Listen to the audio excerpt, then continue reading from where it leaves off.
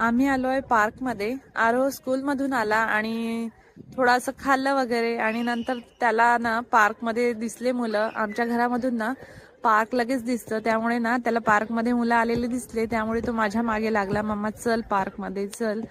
म्हणून ना त्याला घेऊन आली पार्क मध्ये आणि बघा तो कसा खेळतोय.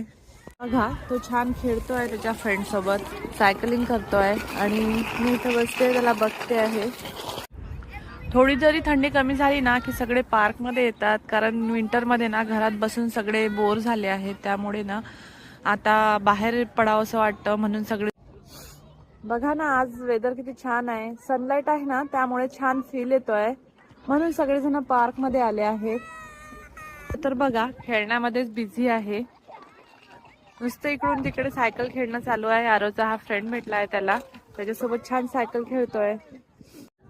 इथं कॅनडामध्ये ना लोक वेदरचा फुल यूज करतात. थोडं जरी सनी झालं ना सगळेजण बाहेर पडतात, कारण विंटरमध्ये सगळे स्नो मध्ये घरात बसून ना बोर झालेले असतात. मग ना समर जसा लागतो ना थोडं जरी सनी दिसलं की लगेच सगळे बाहेर येतात.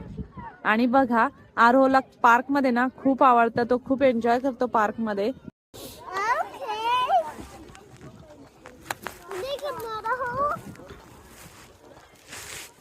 Aru, what are you doing? We're playing motor Lamborghini.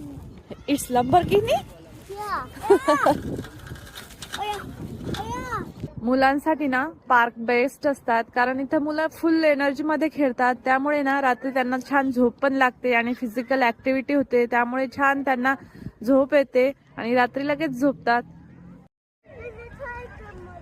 चल ना जाऊया ना घरी, आता थंडी आहे ना.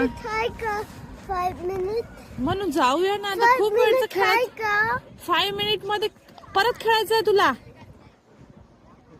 म्हणून. खूप वेळचं आलोला आपण, चल आता.